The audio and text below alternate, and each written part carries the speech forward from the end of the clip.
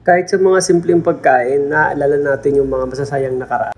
Lalo na yung kabataan days. Ikaw, ano yung tinapay na nakakapagpaalala sa kabataan? Tara, samahan mo naman akong sariwain ang masasayang araw ng pagkabata. Habang gumagawa ng simple pero masarap na ubi bar. Ito lang naman yung mga kailangan natin. Dito meron tayong asukal at butter. Meron din tayong flour. Meron din tayong baking powder, salt, vanilla, itlog at gata, syempre meron din. Simulan natin sa pagmimix ng butter at sugar. I-mix nyo lang ito hanggang sa maging smooth or mag-light and fluffy na. Dito, kahit hand mixing, pwede na. Kung meron naman kayong electric beater or instant mixer, okay din yun.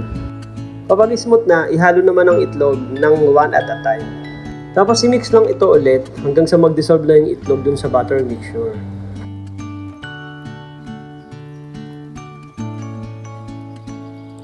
Pagkatapos i-set aside muna. Dito paghahaluin naman natin ang flour, baking powder, salt, since ang vanilla natin powder, doon na rin natin isasama sa flour. I-mix lang ito para mag-incorporate na lahat ng ingredients.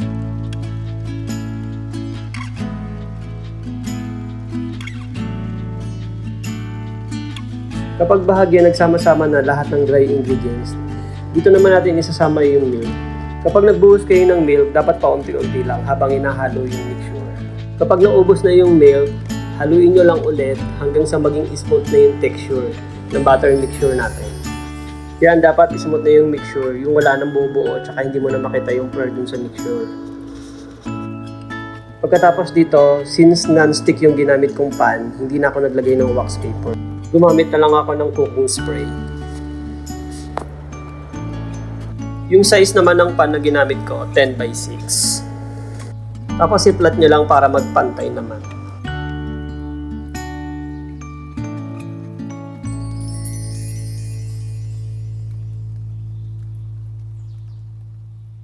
Pagkatapos itataktak nyo din para mawala yung butas-butas dun sa ilalim ng mixture. Tapos dito ibibake ko na siya. Huwag niyong kalimutan, habang nagmi-mix na kayo, dapat naka-preheat na yung oven para mainit na pagkatapos yung mag-mix. Sinet ko na siya kanina ng 350 Fahrenheit. Tapos ibibake naman natin sa loob ng 25 to 30 minutes. Tapos habang inihintay natin maluto yung ubi bar natin, magmi-mix naman tayo ng syrup. Gumamit lang ako dito ng condensed milk at saka ubi flavor. Ginamay-gamay ko nga lang yan dyan kasi baka ma-over naman yung kulay. Nasa sa inyo din kung gusto niyo yung matapang ang lasa nung mas matingkad yung kulay. Dito isinalin ko na sa cooling rack para mas mabilis naman siyang lumamig. Nung lumamig na, kinat ko naman siya sa pa-rectangular.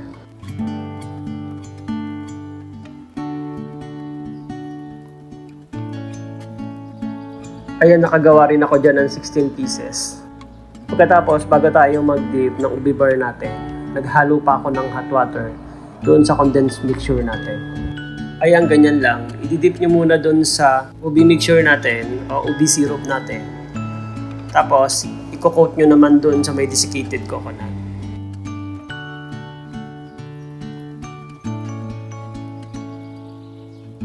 Kung nagustuhan niyo yung episode natin ngayon, pwede nyo bisitahin ang YouTube ko para doon sa full recipe natin. Maraming salamat din po pala kay Ate Angel San Miguel sa nag-suggest na gawin yung ubi bar. Huwag nyo kalimutan i-like and share ha. I-follow nyo rin ang Facebook ko, Vince Fernando Daen. Ang YouTube ko naman, Kusina Recipe by Chef Vince. Thank you po!